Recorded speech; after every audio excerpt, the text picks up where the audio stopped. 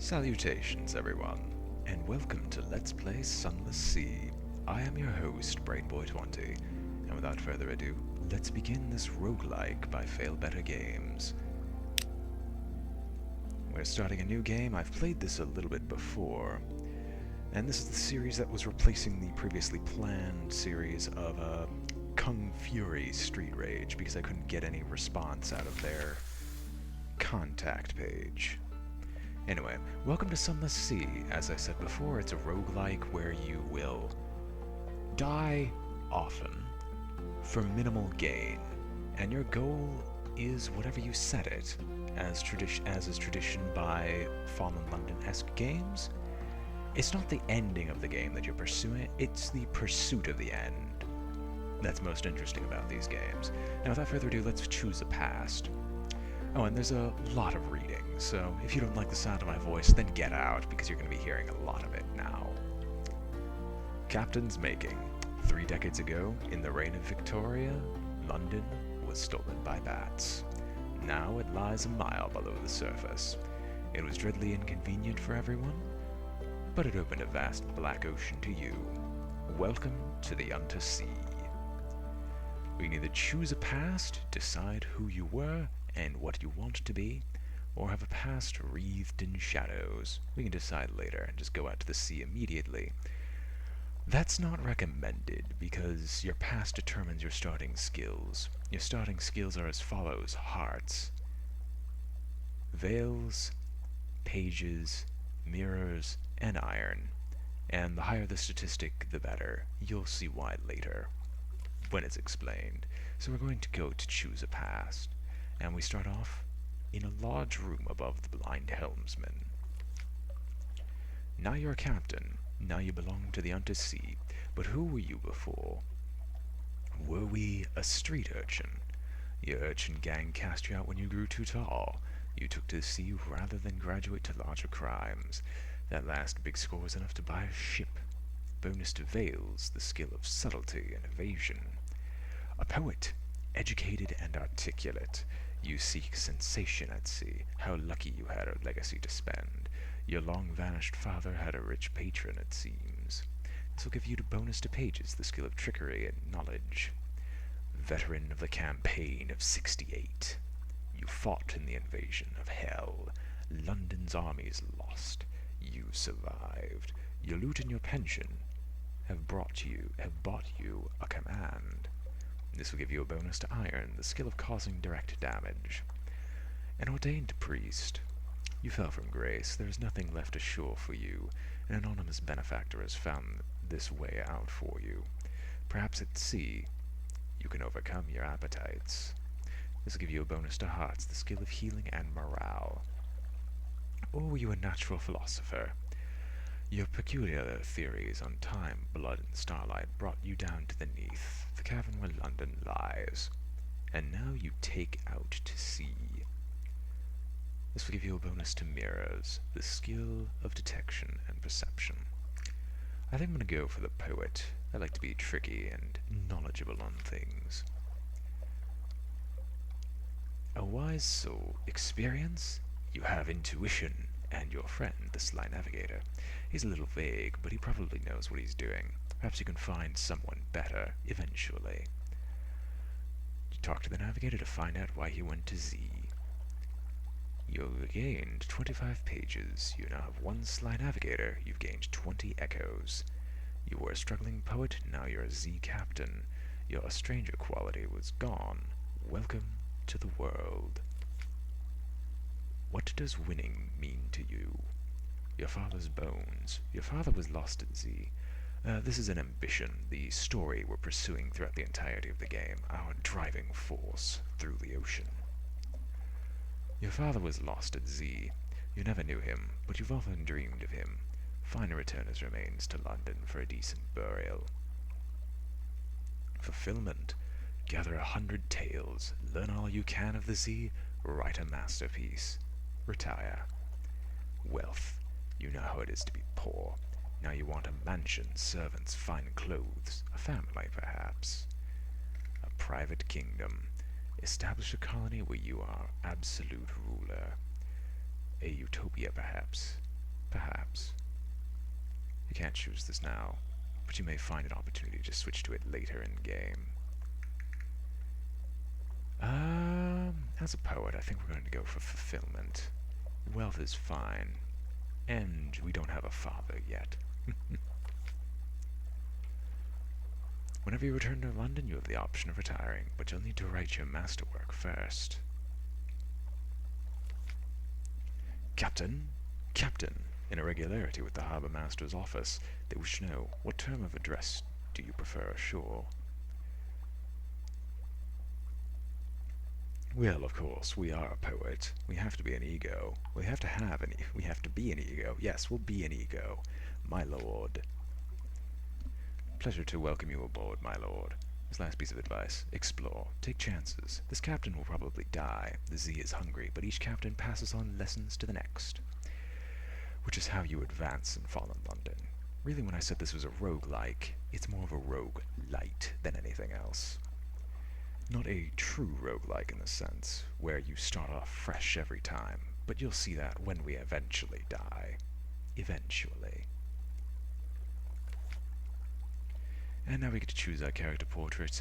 I'm going to be this lady with the squid hat. No, I think I will select... I don't know what portrait to pick, really. If anyone posts a comment below of what portrait they would want to see me use in the future, and I remember it, I'll go right ahead and select it for the first couple or so comments, for the first couple of so lives. But here are all the portraits, if anyone's interested in it. If anyone's interested in seeing it, I should say. Miss Squid Hat. Once again, there's not much to say until we get into the actual game itself, so I'm just going to keep talking right now as I just show off all these portraits of all these lovely, lovely silhouetted individuals that you can leave up to your imagination. Of course, if you haven't figured out, this setting is Victoria-era London, and I was a huge fan of Fallen London's original story as I had played it. And I know a lot more about this than I'm probably going to say, as some of the things in Fallen London can be classified as spoilers. And I think I'm going to select this person as my avatar in this world. And welcome to Fallen London. This game plays primarily through point-and-click to select options. The real-time comes into play later. As of right now, we have these storylets available to us. We have our lodgings, which doesn't have much going on in it. I mean, we could either visit my study, if I had a study. We could rest in our room above the blind helmsman, which will reduce negative qualities such as wounds, terror, and give us restful nights. We could purchase a new home, but that doesn't matter yet. Or we can consider our retirement. Or we can go back and rest at the city. Or go back to the rest of the city. Through the terms of that storylet. Although that's not really needed because we have all these right here. Advice for captains. This is the book that basically gives you the introduction of the game, because the game does not hold your hand. You jump right into it and are expected to learn the hard way. And I'll just give you a quick overview of these things. The much lamented M.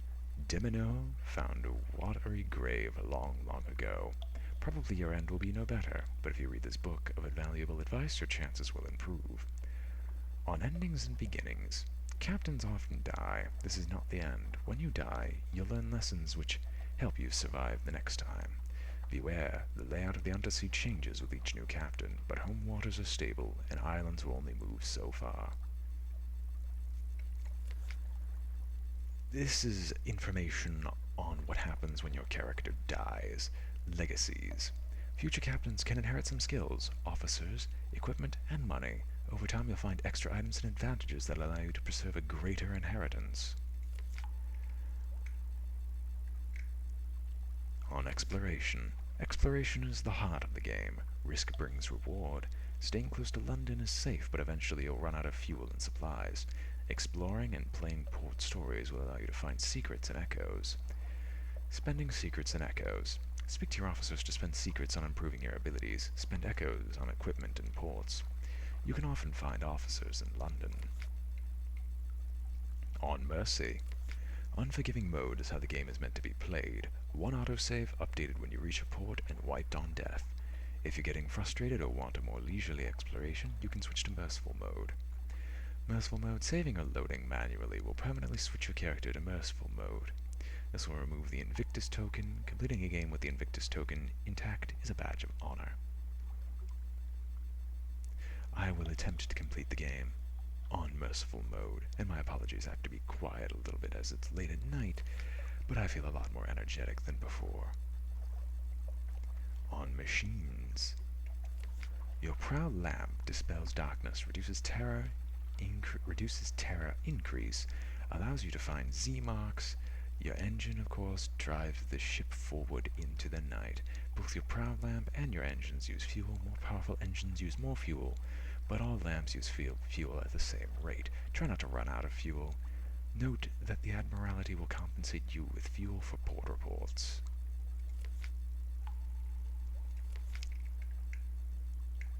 On Finding Places to Explore. Use your Z-Bat Scout. Technically it's a gyropeteroscope, but we're among friends here. Z-Bat? Press Z, or click the Z-Bat button on the bottom of the screen, and it'll tell you where the nearest undiscovered island is. Be warned, if you're moving, it will give you less accurate directions. Pause to get the most accurate reading. On Fighting.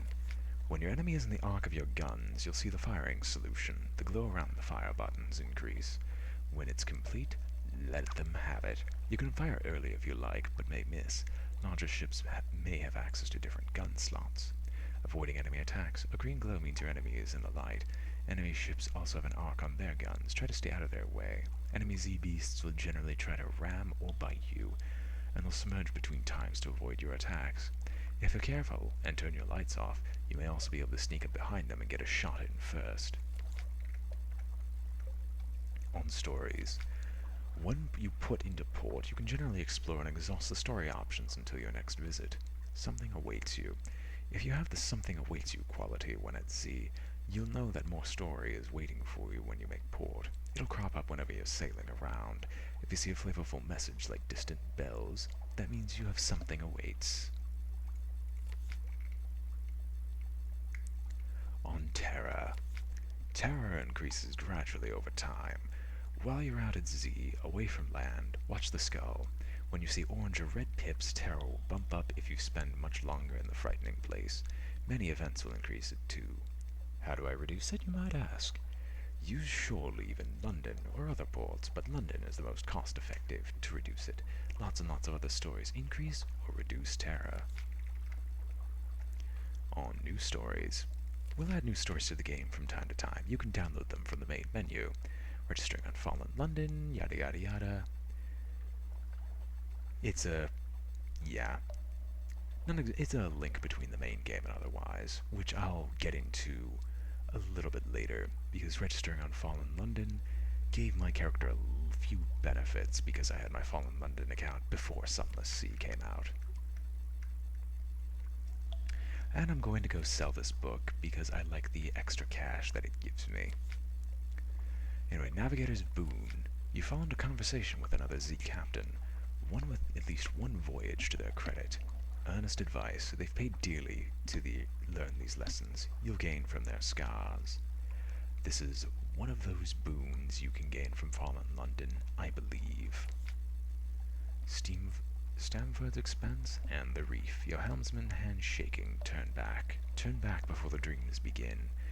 The flukes of old, as the powers of the Z go. But they're not the very oldest. The Bazaar, too, is a power of the Z. We've lost the Navigator's Council, but we gained 3 secrets. And then in London. She is the greatest city on the Unterzee, and you don't forget it. We can visit the Admiralty Survey Office. This is where we'll get most of our pay and otherwise. Visit the university. The university has an inexhaustible appetite for secrets, Z specimens, and other tidbits of esoteric lore. Provide a secret to prove yourself worthy of entry, which we will. Cruise use the Wolfstack docks. We don't care about that until we get a free evening, and we can hire on more crew because we have slightly less crew than we should otherwise, but I'm going to save my echoes for emergencies right now. We could put our ship to try dock if we need to repair it, or we can offer passage to a tomb colonist, which we'll explain later, because we are going to be doing this. But an emigrant will pay to be taken north to Venderblight, and we can also get a new recruit, but we need to come back here first. So first things first, let's visit the Admiralty's office. The Admiralty's picket fleet and intelligence networks are long gone. The survey office pays Z captains a small sum for recent information. We'll ask to see if there's anything in particular they need. This is currently off limits. They ask to speak to a higher authority option because, well, we don't have a lot of favor with them yet, and then we can just leave, but there's not a lot of point to doing that. This port. Speak to our agent there in return. We'll see that you're rewarded. We can go and retrieve strategic information from the Iron and Misery Company funging station, somewhere not far from home waters. And then we'll leave back to London. Let's go visit the university. Quite impressed. Oh yes, the University Maritime Liaison, whispers breathfully. Oh yes, this is quite a tasty one. Let me explain it to you. He explains, teeth glinting. We've gained 1 pages. Twisting your tail, we now have Favor's Antiquarian, and we lost a secret. The alarming scholar is mercurial, to say the least, a creature of sudden moods and provoking teeth. Possibly her. Is it her? Appointment as University Maritime Liaison was precautionary. Keep his? Is it his? Razor-sharp enthusiasm from causing too many injuries in the faculty.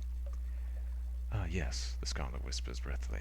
I have a budget for acquisitions. What have you brought me? I won't be reading these every single time for anyone who's worried. I'll only be reading them the first time through, else you can find them otherwise. A searing enigma, dreadful surmise, we don't have those. An extraordinary implication, but we don't care yet. This is something we care about, something I've earned from my tenure in London. We have a whisper-locked puzzle box, which we start off with that if you guys get a character and don't have a Fallen London account, you won't have access to this. So let's ask the scholar about the whisper-locked box. Cobweb light silver tumblers will align if the words are right. But what are the words? Perhaps the makers of the box will know. The alarming sphere.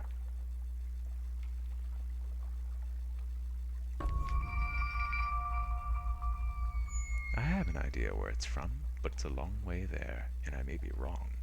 So perhaps I'd rather like the box. Perhaps you could simply sell it to me. We could sell the box to her for 100 echoes, or we could politely refuse and ask the advice. We're going to be gutsy, and we're going to ask the advice. Irem, I'd say. The Iremi, like locks. They like puzzles. They can make things that are, honestly, and plausible. The city is perched on Parabola's rim, like hummingbirds on a finger of a god. Go to Irem. Perhaps they can open it for you. Perhaps they can tell you how. It's somewhere in the northeast of London. Anyway, we're done here. We're going back to London for one final thing. Let's offer a passage to a tomb colonist to Venderblight. An emigrant will pay to be taken north to Venderblight. It's oddly difficult to die in fallen London, but when a Londoner is too tatty and wretched to live, they wrap themselves in bandages and take a ship for the tomb colonies. Your crew cart these ones aboard in padded coffins. They'll sleep there until the journey is done. And this is our first true quest. And one final thing before we go. Let's read the morning papers. The Unexpurgated Gazette, the magazine formerly known as the London Magazine, the spiteful trumpeter, news. News from abroad. The Khanate is threatening war. They always are. London's colonies on the Carnelian coast want independence. They always do. The Unterzee, the paper's report has undergone another alteration.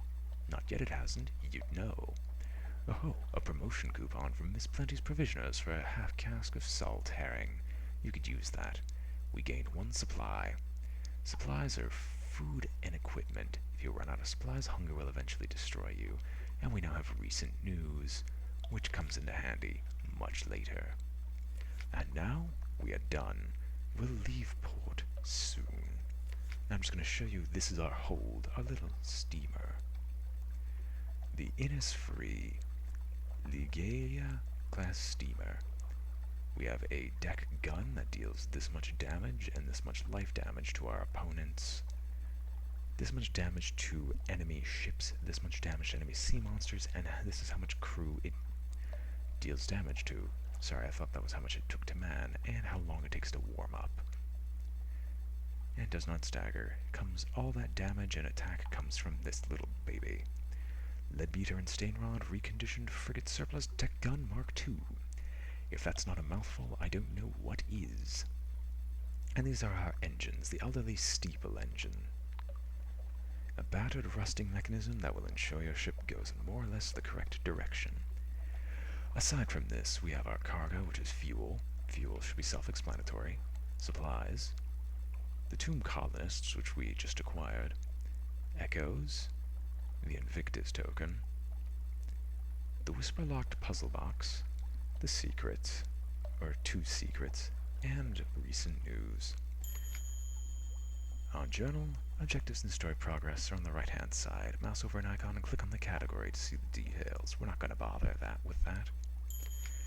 Officers. Left-click and drag to assign officers, or right-click to speak to them. Assigned officers give bonus abilities. Slide Navigator gives us an increase in mirrors, and our mascot, our comatose ferret, gives us hearts. Shop. This isn't useful yet because we don't have enough money for basically anything. And the shipyard, which we will never be able to purchase in any reasonable state, in any reasonable amount of time. But that's my introduction to Fallen London. And we are now ready to set sail. So, when we meet next time, we shall continue our explorations of the Unterzee. Until then, this has been BrainBoy 20, and I am signing off.